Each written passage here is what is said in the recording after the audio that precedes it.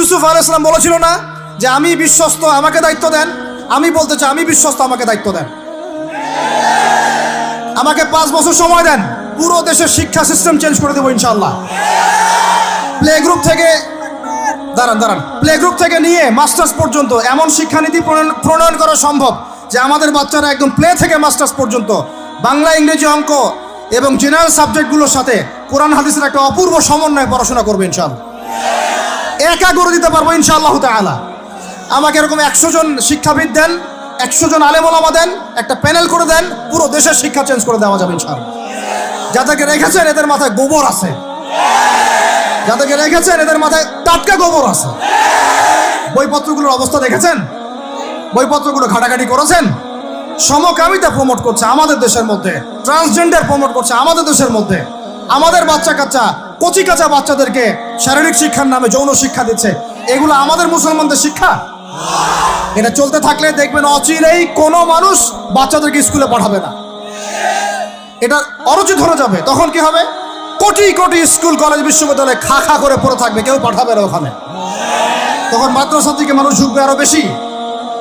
আমি তো দাবি জানাই উপরের লেভেল থেকে এমন একটা শিক্ষা ব্যবস্থা প্রণয়ন করা হোক যাতে আমার মাদ্রাসা করার প্রয়োজনই না হয়। ওই সিস্টেম রাষ্ট্রীয়ভাবেই পড়ানো হবে ইনশাআল্লাহ।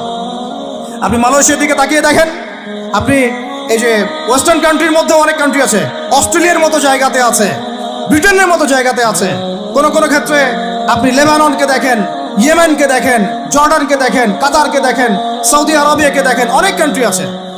ভালো কাজের তো প্রশংসা করতে দোষ নাই, দোষ আছে? এমনকি অনেক পশ্চিমা কান্ট্রিতেও একদম উপর লেভেল থেকে ইসলামিক সিলেবাস প্রণয়ন করা হয়েছে।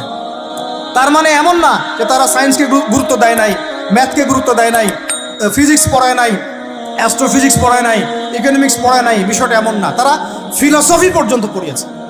ঘাটাঘাটি করেন, অনলাইনে সব মজুদ আছে।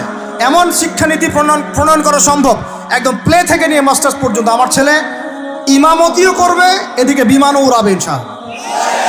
আমার মেয়ে ডাক্তারও হবে, এদিকে দেখবেন হাফেজাও হবে ইনশাআল্লাহ। একজন মুফতি সাহেব, তিনি ফতোয়াও দিবেন, একই সাথে বিশ্ব অর্থনীতি সম্পর্ক জানবেন ইনশাআল্লাহ। একজন আর্মি অফিসার, তিনি যেমন সামরিক ক্ষেত্রে লিডার হবেন, তেমনি দেখবেন ফিকহের কিতাব মোতালা করে ফতোয়াও দিতে পারছেন ইনশাআল্লাহ। এই যুগটা এটা কোনো মানে স্বপ্নের যুগ নয়, এই যুগটা ছিল এক সময়। বেশি দিন দূরে যেতে হবে না, আপনি 200, 300, 400 বছর পিছনে যান, দেখবেন মুসলমানরা এমন সোনালী যুগ পার করে আসছে। অতএব এগুলো কোনো গাল গল্প করছি না আমি, এগুলো বাস্তবে রূপান্তরিত করা অবশ্যই সম্ভব, আর হক সম্ভব, যদি এরকম কিছু মানুষের মধ্যে উদ্দীপনা থাকে, একটা সৎ সাহস থাকে, আমাদের উপর থেকে যদি একটা সহযোগিতা আসে এবং আমাদের মতো যারা ইয়াং তাদেরকে যদি মূল্যায়ন করা হয়, ইনশাল্লাহ দেখবেন বাংলার জমিন পরিবর্তন হয়ে গেছে। এই পরিবর্তন হলে দেশের জন্য কোনো খারাপের কিছু নাই, রাষ্ট্র পিছিয়ে যাবে না, রাষ্ট্র আরো এগিয়ে যাবে ইনশাআল্লাহ তাআলা।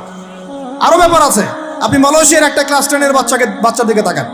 ক্লাস 10-এর একটা বাচ্চা কোনোদিন মাদ্রাসায় যায়ই নাই, স্কুলে পড়েছে, কিন্ডারগার্টেনে পড়েছে, রাষ্ট্রীয় সিলেবাসে পড়েছে, মাত্র 10 থেকে 12 বছর পড়াশোনা করে ও এখন এদিকে এসএসসি এইচএসসি লেভেলেও চলে গেছে, ও লেভেল এ লেভেল পরীক্ষা দিয়েছে, এদিকে সে ইমামতি করার যোগ্যতা অর্জন করেছে।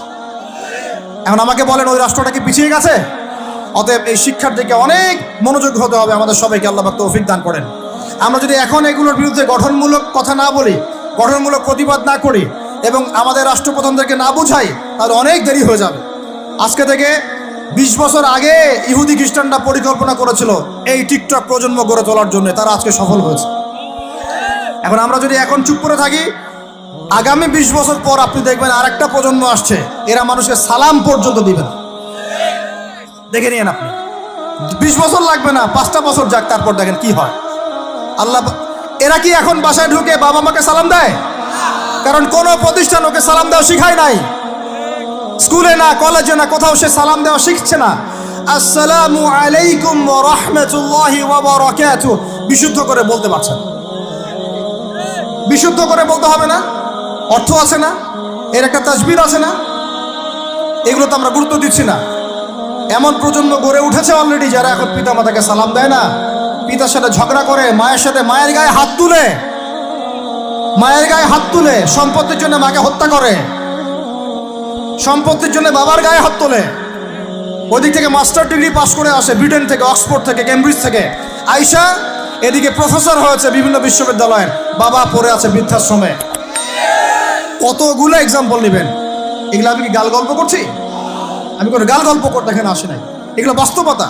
যদি বাহিরের চোখ দিয়ে আপনি দেখেন মনে হবে অর্থনীতি অনেক ভালো, ভিতরের চোখ দিয়ে দেখেন অর্থনীতি সুদ দিয়ে ভর্তি হয়ে গেছে। প্রত্যেক পদে পদেই সুদ। গাধাদেরকে আমি তো বুঝাতে পারি নাই। কাগজের টাকা আর এই যে আপনার এই ইলেকট্রনিক মানির কথা তো দীর্ঘদিন বলেছি, কিছু গাধা আছে এদেরকে বুঝাতে পারি নাই। এর মধ্যেও সুদ আছে, এর মধ্যে কি আছে? আর আমি কখনোই বলি নাই যে কাগজের টাকাটা হারাম। মিথ্যাচারে এরা যে পরিমাণ হাদিস জাল বানায়, এদের চেয়ে বড় জাল বানানো পর কেউ নাই বাংলাদেশে। একটা কথাকে ঘুরাই ফিরে এমন ব্যাখ্যা শুরু করবে যে আপনি বিভ্রান্ত হয়ে যাবেন। একটা ইমোশন প্রকাশ করবেন, উহুদের প্রান্তে দাঁড়িয়ে একটা ইমোশন প্রকাশ করবেন, ও বানাই দিবে ও জান্নাতের ঘ্রাণ পেয়ে আসছে। আপনি বলবেন যে কাগজের টাকা নয়, মনিটরি সিস্টেমটা হারাম, ও বানাই দিবে ও বলেছে কাগজের টাকা হারাম। আপনি বলবেন যে আপনার যদি গান শুনতেই হয় তাহলে একা একা শোনেন, আমাকে শোনাচ্ছেন কেন, ও বানাই দিবে ও গান একা শোনা জায়েজ বানাই দিছে। এত খবিস, এত খান্নাস, এদের চরিত্রটা চিনতে পারতাম না আমরা যদি গাজাই শোনা আসতো। আল্লাহর কসম আমিও কিছু কিছু জায়গায় এদেরকে কোনো কোনো ক্ষেত্রে ভালো মনে করতাম। আল্লাহর কসম গাজাই শোনা আসলে আমি বুঝতে পারতাম না এদের ভিতরে কত মুনাফিকি আছে। আল্লাহ পাক আমাদেরকে মুনাফিকদের থেকে হেফাজত করেন, মাজলুম ভাইদের সাথে থাকার তৌফিক দান করেন, জালেমদের পক্ষপাতিত্ব করা থেকে আল্লাহ হেফাজত করেন। নির্লজ্জদেরকে দেখেছেন?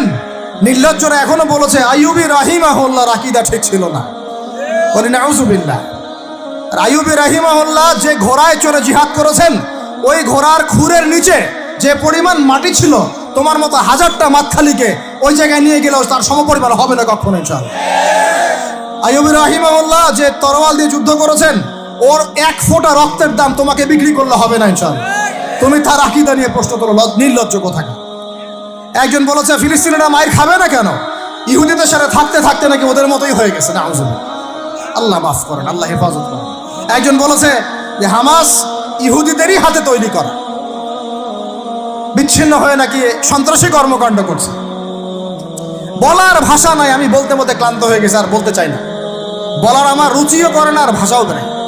তবে এতটুকু আপনাদেরকে আমি আশ্বস্ত করতে চাই, ইনশাআল্লাহ তাআলা বাংলাদেশের হকপন্থী ওলামায়ে কেরামদের যে জামা আছে, কওমি করণের ওলামায়ে কেরামদের যে হকপন্থী ওলামায়ে কেরামদের জামা আছে, প্রত্যেক বই, প্রত্যেক মেম্বার, প্রত্যেক আলোচনায় তারা আল আকসা ইস্যুটাকে জীবিত রাখবে ইনশাআল্লাহ। এটাকে আমরা জীবিত রাখবোই ইনশাআল্লাহ। ওরা এটাকে ভুলিয়ে দিতে চাচ্ছে, এই জন্য নতুন নতুন ইস্যু তৈরি করার চেষ্টা করছে। খবরদার, আপনারা এই ইস্যুতে পা দিবেন না। আপনাদেরকে ভিতরে চোখ খুলতে হবে এবং মূল গন্তব্য চিনতে হবে। আল্লাহ রাব্বুল আলামিন আমাদের সবাইকে ভিতরে চোখ দিয়ে এই বিশ্বকে দেখার তৌফিক দান করেন।